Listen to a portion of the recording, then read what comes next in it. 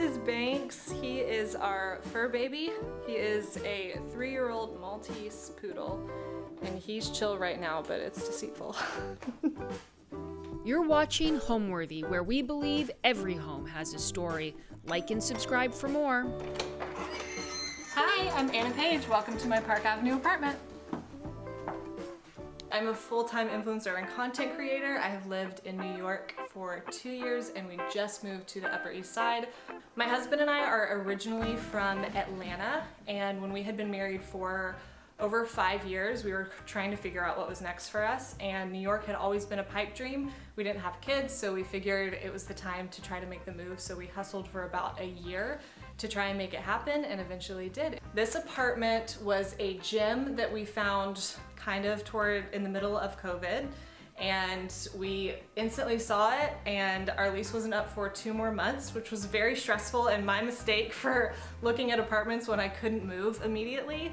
And everything just lined up for it to be ours. I am gonna show you my favorite part of the apartment, which is our living room. Obviously it was the first room I walked into, but immediately fell in love with in this space. I love all of the natural light that pours in. I'm actually a huge fan of the parquet flooring, and then the fireplace is one of my favorite features in here as well. What did this room look like when you moved here? Nothing like what you see here. It was pretty much just white walls, parquet flooring, very simple.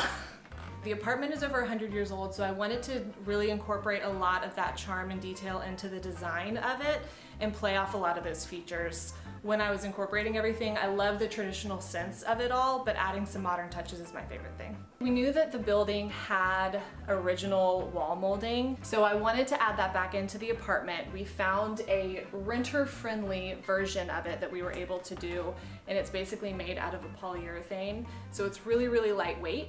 And we just mapped it out and went to town one Saturday, and it is crazy the amount of character and interest that it adds back into the space. So how do you go about doing a project like that? Step 1 is convince your husband and say pretty please like 100 times. And then the second thing is honestly a lot of trial and error. I had to order a lot of different samples and a lot of patience and preparation. I love this chandelier. Of course, I had the crazy idea the first time I walked in here to have a really dramatic statement piece. Your eye goes right to it when you walk in the door. It's also one of my favorite pieces because it was hilarious to try to hang. My dad actually helped us, and 2 months later he actually passed away, so it's the brightest light in the apartment. It reminds me of him. Second favorite piece in the apartment is this gorgeous, gorgeous fireplace. It was definitely the first thing that drew me to the place. It is original to the building, so it is well over 100 years old, and I'm 5'10" for reference, so she is massive, but the detailing in it is so insane, and it's something that you just can't get anymore. I've been told my style is kind of grand millennial.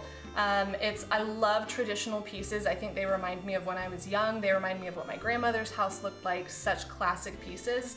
But I also like to add a little bit of flair and personality with modern pieces, things that are a little bit more quirky. I totally get that there's a lot of hesitation to do anything to a place that you don't own. I think there are a couple of factors that you can go through. One, if it's inexpensive and not time consuming and it'll make you happy, then I say it's worth the investment to do that if you're gonna love where you live. The second thing is think about if it's something that you can take with you to the next place you live in, whether you own next or rent next. If it's something that you can take with you, then it'll be a really special piece that you can take. So our coffee table has a lot going on. One of my favorite pieces is actually this Hermes tray.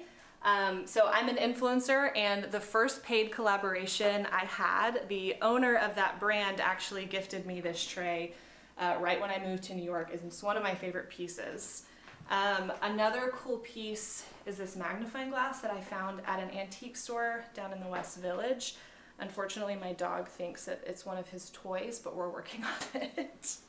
This is a closet that had a window in it, and we could not sacrifice any natural light. So I stuffed my husband in here, and when he's bad I close the door. I'm just kidding, I don't do that.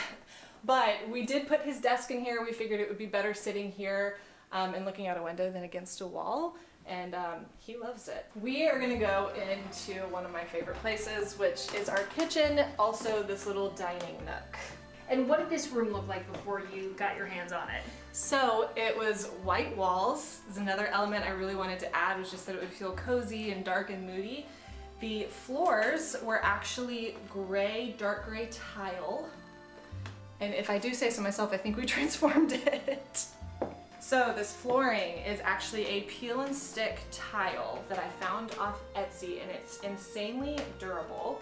I actually laid them individually, which took a lot of patience, but it was worth it. In a New York apartment, we only dreamt of ever having a table that we could actually eat at instead of our couch. So I saw this empty wall and our options were either storage or some kind of little dining table. So I wanted to kind of make it feel like you were in a really cute cafe or coffee shop. Oh, also, this antique frame that I found, I happened to just throw it over this outlet one day. So here we have a camouflaged framed outlet as well.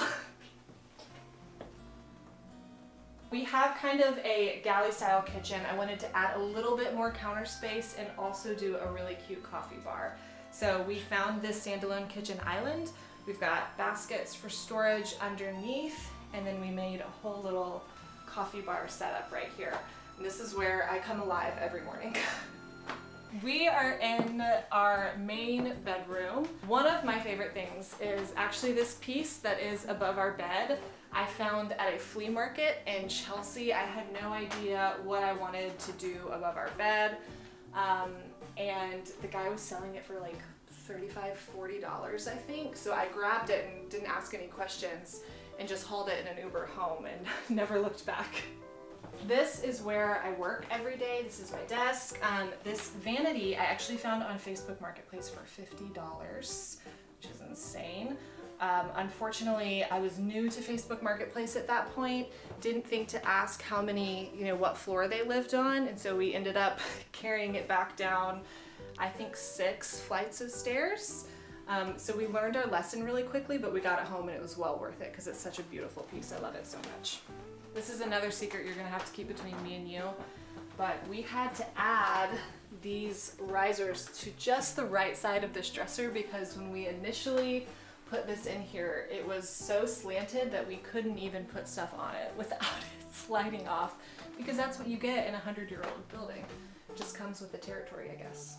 I think that finding a place with so much character and charm, you realize how important that is when you don't have it, and previously we never had it. So I just think that there is a cozy element that you can't really describe that you get right when you walk in, and that's something that always has been so important to me.